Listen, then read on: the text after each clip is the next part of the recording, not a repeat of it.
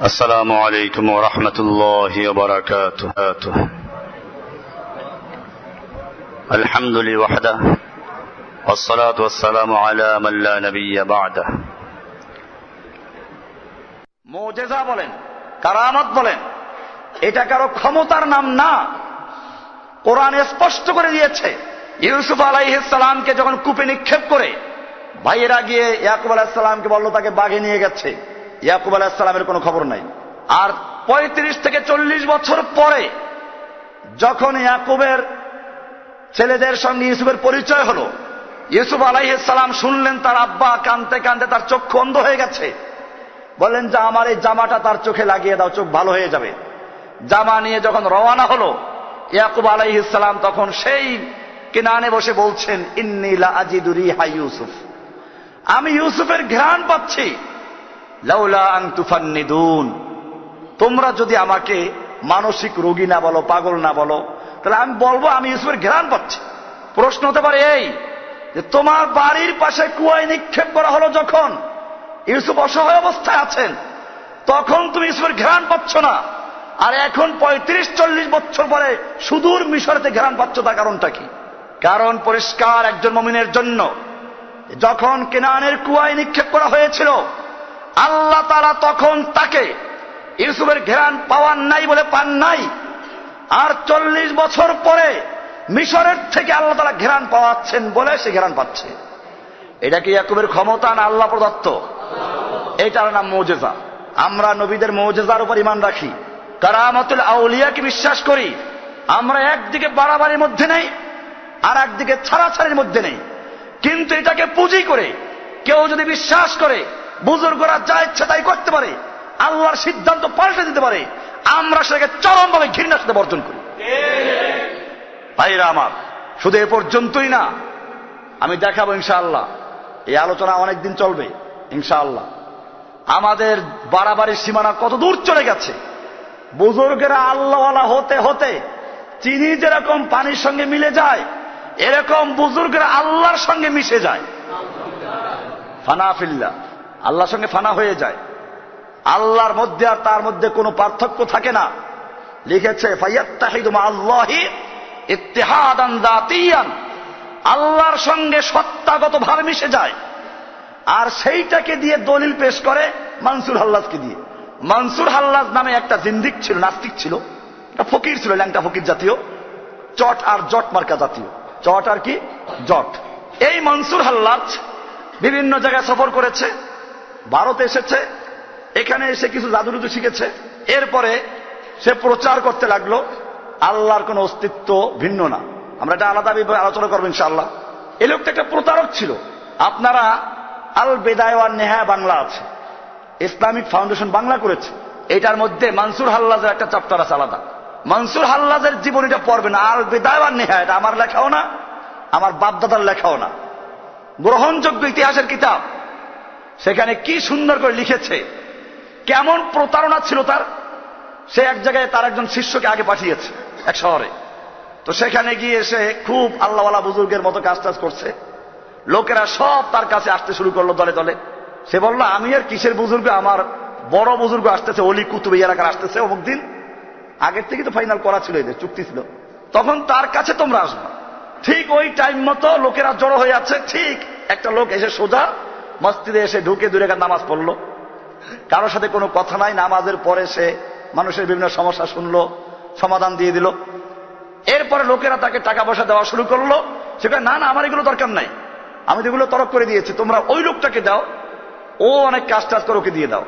তো লোকেরা দেখলো মাশাআল্লাহ আরো বড় বুজুর্গ, টাকা পয়সা চায় না, আরো বেশি করে দিল ওই লোকের কাছে। এরপরে ওই লোক টাকা পয়সা নিয়ে তার সাথে দেখা করলো, দুজনে ভাগ করে সময় সময় অর্ধেক ভাগ করে নিয়ে গেছে। এলো মানসুর হাল্লাজের কাহিনী, লেখা আছে কোথায়? আল বেদা বের করো, আল বেদা ওয়ান নেহায়া। আমি আপনাদেরকে বলছি আল বেদা ওয়ান নেহায়া এখানে আছে, আরবিটাই আছে, বের করে নিয়ে আসতে তাড়াতাড়ি। এখানে পরিষ্কার লেখা আছে তার এই চক্রান্ত। লেখা আছে আলা জান্দাকাতিহি, সে একটা জিন্দিক ছিল, একটা নাস্তিক ছিল। এই জিন্দিকার কারণে এটা আল বেদা ওয়ান নেহায়া কিতাব। এটার লেখক হচ্ছেন আল ইমাম আল হাফিজ ইমাদউদ্দিন আবিল ফিদা ইসমাইল ইবনে কাসির আল কুরাশি আদ দামিশকি। 700 হিজরিতে তার জন্ম, মৃত্যু হচ্ছে 574 হিজরিতে। এটা গ্রহণযোগ্য ইতিহাস, যারা নাম শুনেছেন আলেমরা সবাই জানে, মাদ্রাসা ছেলেরা তো জানবে। এটা আল বিদা ওয়ান নেহা কোনো সাধারণ কিতাব না, এটা অনেক আগের কিতাব, যখন এই সমস্ত ফেরকাবাজি হয় নাই। এখানে পরিষ্কার লেখা আছে আশিয়া মিন হিয়ালিল হাল্লাজ, লাল কালি দিয়ে লিখে দিয়েছে আশিয়া মিন হিয়ালিল হাল্লাজ, হাল্লাজের কিছু হিলা চক্রান্ত। এরপরে তার অনেকগুলো কাহিনী লিখেছে ওয়াকান আল হাল্লাজ মুতালাব্বিনান, এ ছিল বহুরূপী। মুতালাব্বিনান মানে বহুরূপী, রংবাজ।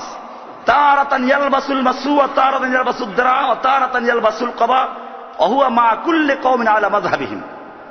সে প্রত্যেক জাতির সঙ্গে তাদের মাযহাব মতো আচরণ করত। ইন কানু আহলা সুন্নাহ আও রাফিদা আও মুতাজিলা আও সুফিয়া আও ফুসাকান আও গায়রহুম, যার সাথে শিয়া, রাফিজি, খারিজি, মুতাজিলা, এরকম ভাবে ফাসিক, ফুজ্জার, যার সঙ্গে যখন মিলত তার সঙ্গে সেরকম রূপ ধারণ করত। বিস্তারিত লেখা আছে, পড়তে গেলে একটা দিয়ে অনেক সময় চলে যাবে, কারো দেখার দরকার দেখে নেবেন।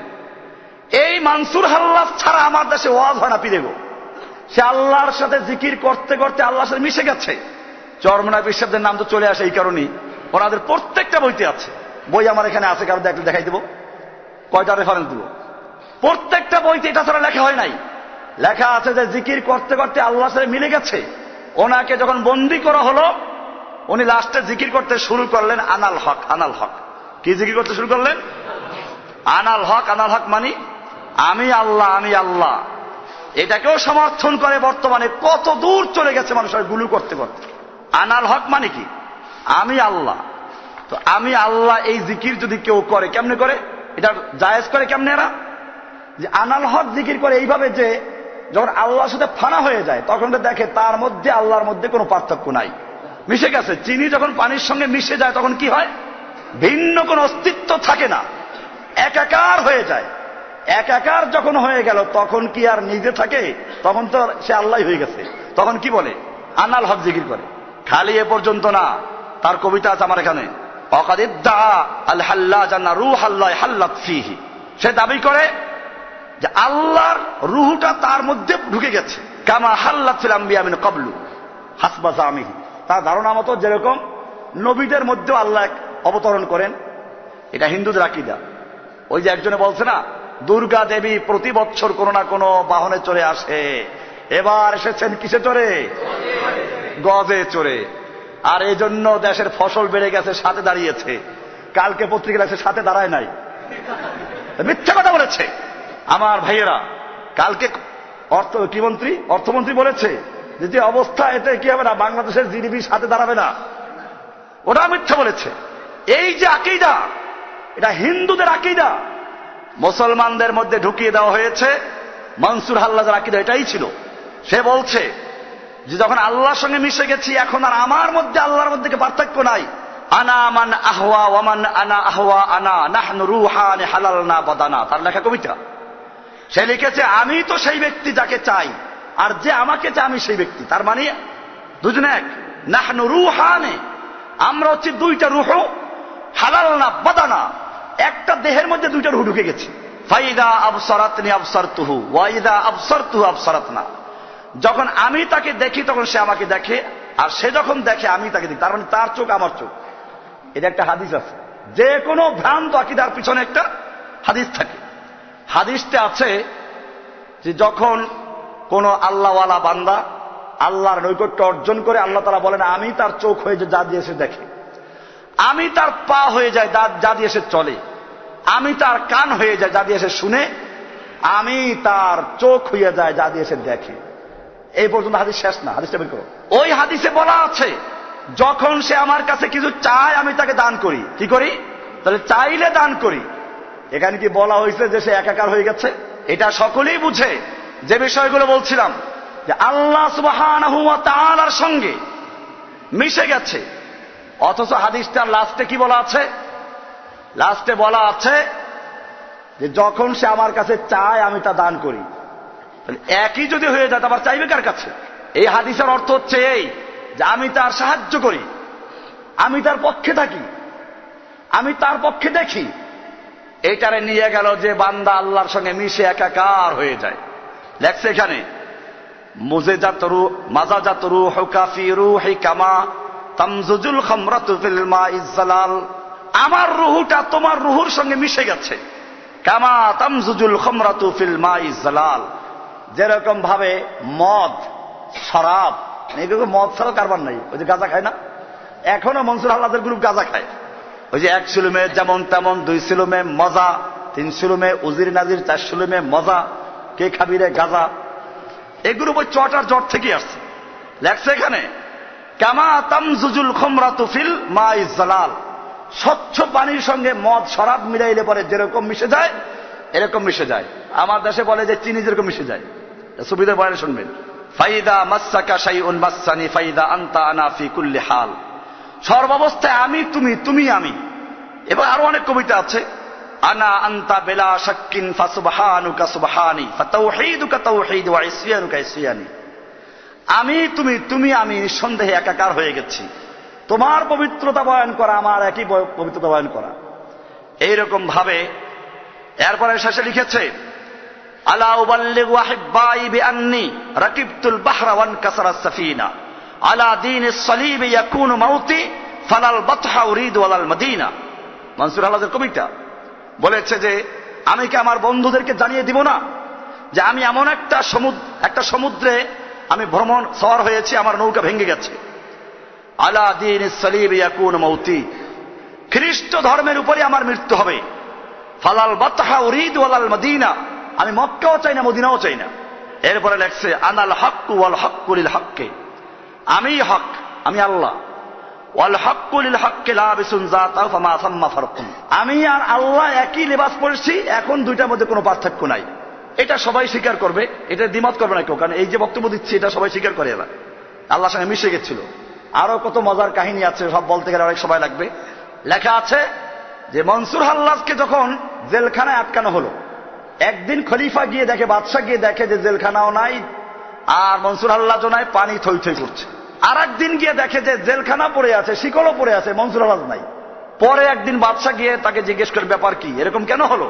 সে বলল প্রথম যেদিন আপনি গেলেন দেখলেন জেলখানাও নাই, আমিও নাই, পানি থই থই করছে, ওদিন স্বয়ং আল্লাহ নিজে আমার সঙ্গে সাক্ষাৎ করার জন্য নেমে এসেছিলেন।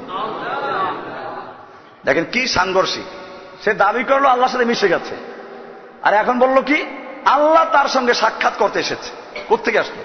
এরপরে আবার যেদিন আপনি দেখলেন জেলখানাও পড়ে আছে, শিকলও পড়ে আছে, আমি নাই, ওদিন আমি আল্লাহর সঙ্গে সাক্ষাৎ করতে গিয়েছিলাম। তো তুমি কোথায় গেলে আল্লাহর সঙ্গে সাক্ষাৎ? তোমার তো আল্লাহর সাথে মিশে গেছো আগে। এই জিনিসগুলো চিন্তা করা প্রয়োজন। যে কারণে তৎকালীন বাগদাদের উলামায়ে কেরাম সর্বসম্মতিক্রমে ফতোয়া দিলেন তাকে হত্যা করার জন্য, কতল করার জন্য, শুলি দেওয়ার জন্য। তাকে শুলি চড়ানো হলো, মারা হলো তাকে, এবং তাকে কেটে কেটে টুকরো টুকরো করে তার মাজার তৈরি করতে না পারে। এরপরে নদীতে ফিকে ফেলাই দেওয়া হয়েছে। সুফিরা বানাইলো কি, ওনাকে যখন জবাই করা হলো তখন তার রক্তের থেকে আনাল হক শুরু হলো কেরামত। মিথ্যা কাহিনী, এই বেদায়নে এত সামনে আছি, আছে কোন জায়গায় এসব কাহিনী? তারিখুল উমাম, তারিখে বাগদাদ, তারিখে বেদান নিহায়া, এখানে সব আছে। কেউ যদি দেখাইতে পারে আস্তে মাথা নত করে তওবা করে নিব। যত গাঁজাখুরি কাহিনী, রক্তে আনাল হক বলা শুরু করলো, পরে তাকে পোড়াইলো। এই বেটা পোড়াইছে তো তোরা মাজার তৈরি করতে না পারো, পোড়ানোর পরে ছাইগুলো নদী ফেলে দিয়েছে, শেষ কাহিনী শেষ।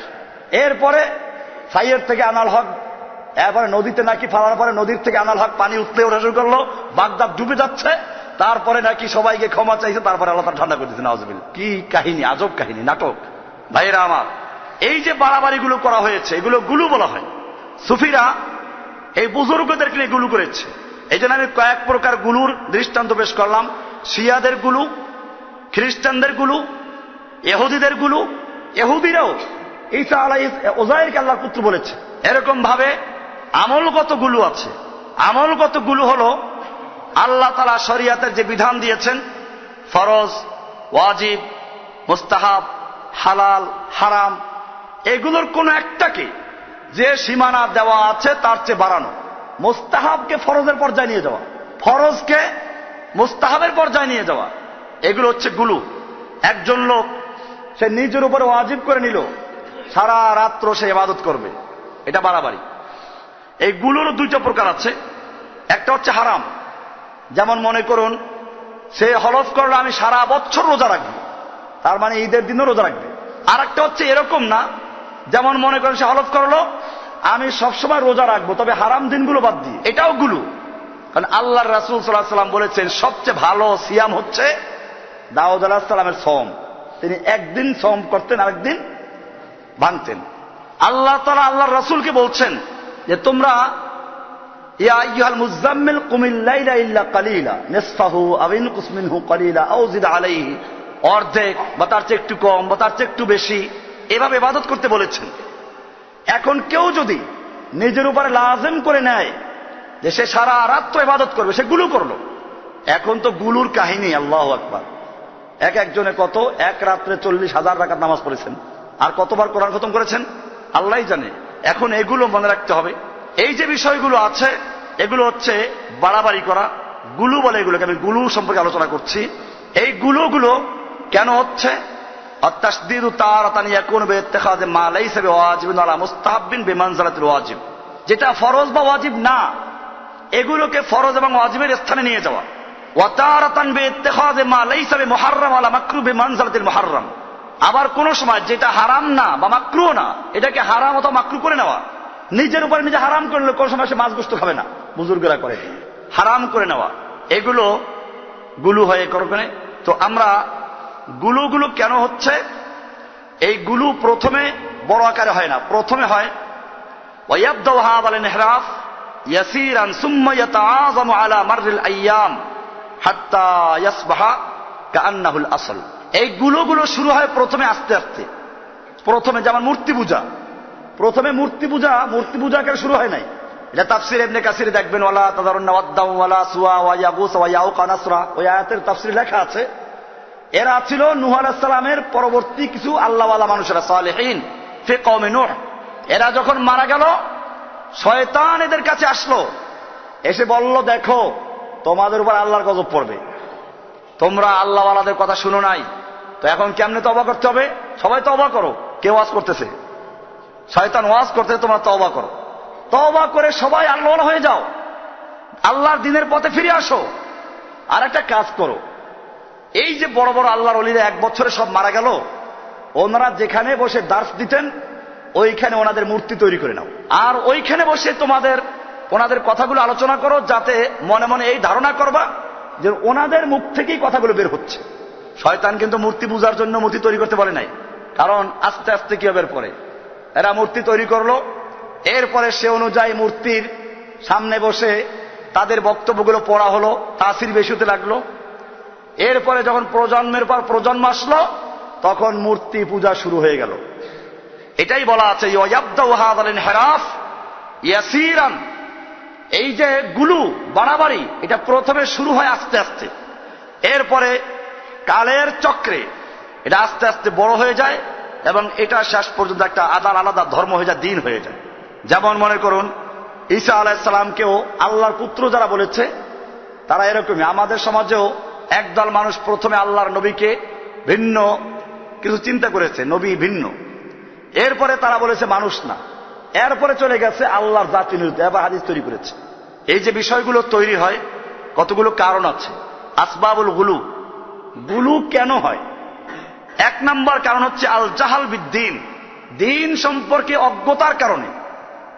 এই দিনের এলেম নাই, সঠিক এলেম না থাকার কারণে এগুলো তৈরি হয়। আমাদের সমাজে অনেকেই বলে যে আমরা ইসলাম পেয়েছি পীর বুজুর্গদের মাধ্যমে।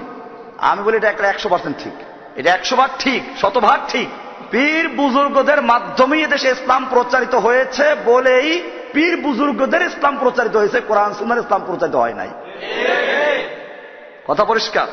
আমি ওদের কথা মানি যে আমরা ইসলাম পেয়েছি পীর বুজুর্গদের মাধ্যমে। আমিও বলি 100 ঠিক, পীর বুজুর্গদের মাধ্যমে ইসলাম পেয়েছেন বলেই পীর বুজুর্গদের ইসলাম পেয়েছেন। কোরআন এবং সুন্নাহ কর্তৃক আল্লাহ নাযিলকৃত, আল্লাহর রাসূল কর্তৃক আনিত ইসলাম এদেশে প্রচার হয় নাই। এটা পরিষ্কার। আল্লাহর দেওয়া ইসলামে কারো কোনো স্থায়ী ক্ষমতা নাই, ক্ষমতার মালিক কে? একমাত্র আল্লাহ। আর পীর বুজুর্গদের ইসলামের ক্ষমতার মালিক পীররা হয়ে যায়।